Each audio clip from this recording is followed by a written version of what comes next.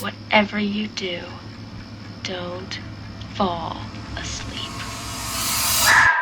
Have you ever had a nightmare that felt so real and so terrifying that just for a moment you thought you were gonna die? I have, and when that palpable sense of relief hits you, all you can do is repeat, "It was only a dream." Well, what if you never woke up?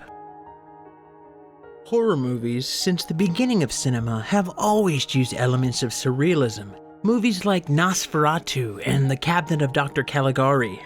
But it wasn't until 1984 that movies truly graduated to the horrifically surreal, with Wes Craven's release of A Nightmare on Elm Street.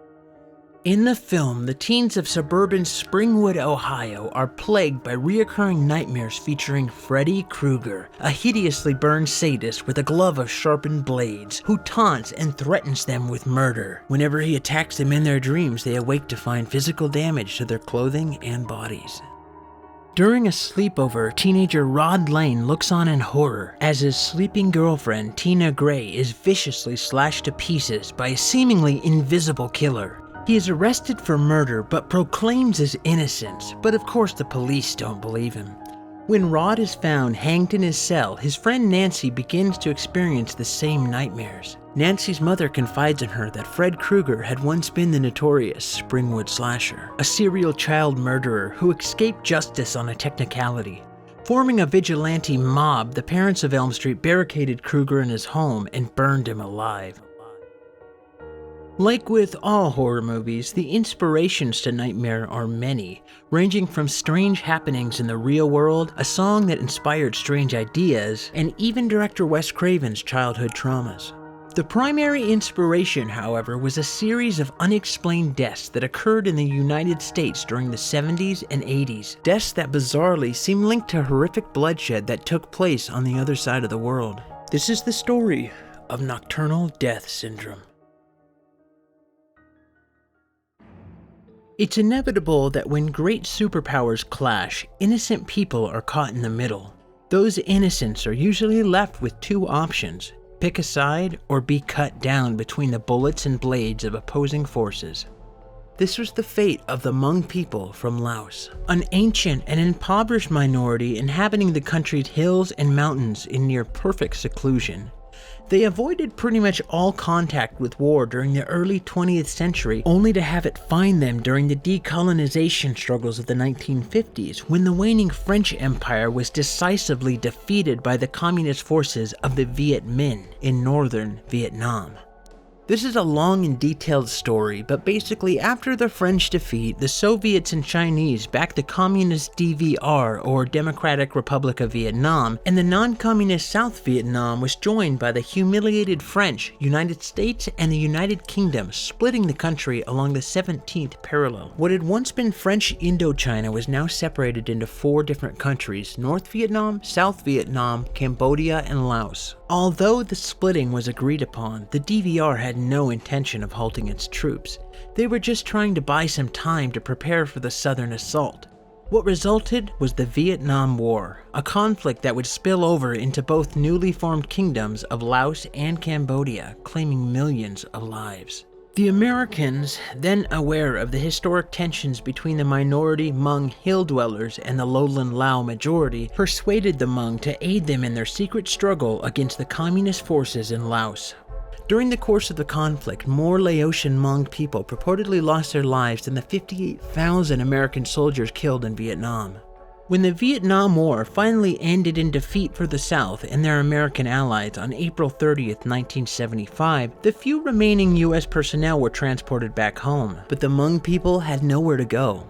General Van Pao, a CIA recruiter and the only Hmong to attain such a high rank in the Royal Lao Army, took stock of the situation and made arrangements with the CIA to evacuate as many Hmong as possible. Most tried to flee to Thailand but were met with strong resistance at the border. The rest who stayed behind were sent to re-education camps, where they were harshly punished for their assistance to the Americans during the war.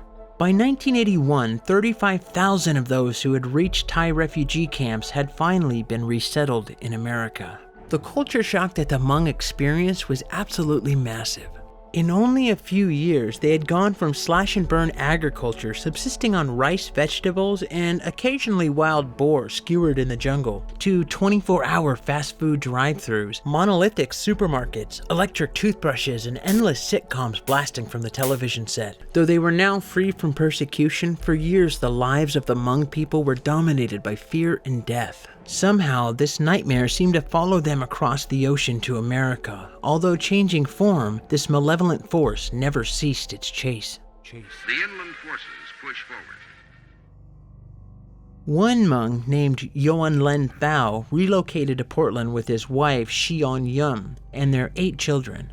Less than a year later, on January 8, 1981, Thao was watching television after midnight. When he finally decided to turn in, he climbed into bed beside his wife, causing her to stir, but within seconds they were both fast asleep.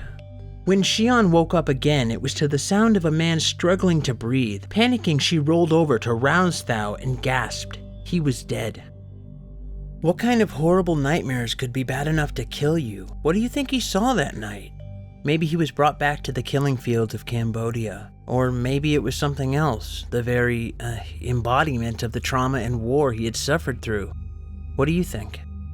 When the medical examiner, Dr. Larry V. Lumen, began his autopsy, it was like deja vu. Only 3 days earlier, Xian Tao Xian, a seemingly healthy 29-year-old Hmong male, had died in his sleep under similar circumstances. In both cases, despite detailed autopsies, toxicology tests, and microscopic tissue examinations, no cause of death could be determined. At a loss, he wrote pending on the report under cause of death. Soon after, Lumen discovered 2 additional inexplicable Laotian refugee deaths had occurred in the past 9 months. They were all very similar, all relatively younger males who all died in their sleep.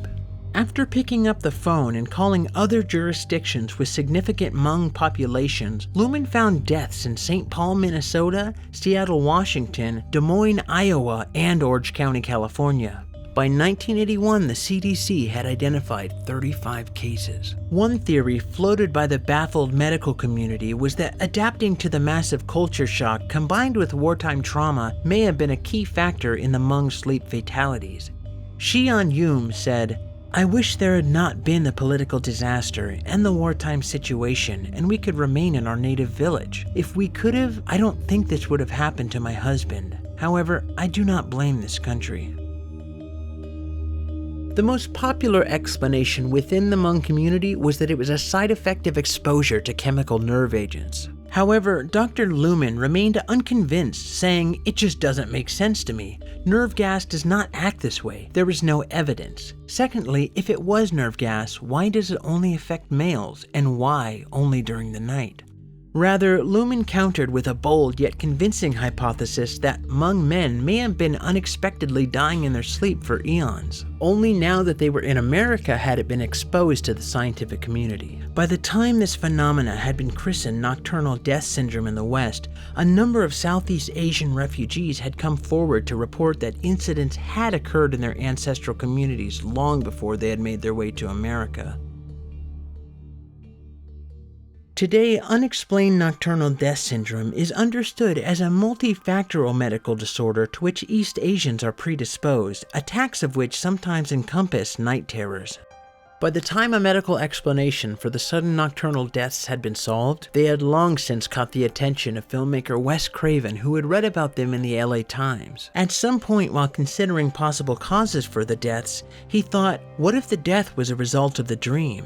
And what if they were all sharing a common frightening dream? Craven also heard Gary Wright's 1975 pop hit Dreamweaver, which directly inspired the music to A Nightmare on Elm Street. When he heard chorus lyrics, "Dreamweaver, I believe you can get me through the night," Craven constructed a villain who not only existed in the dreams, but could weave and alter the very fabric of them. According to Craven, the iconic killer first took shape on a dark night in Cleveland, Ohio in the 1950s.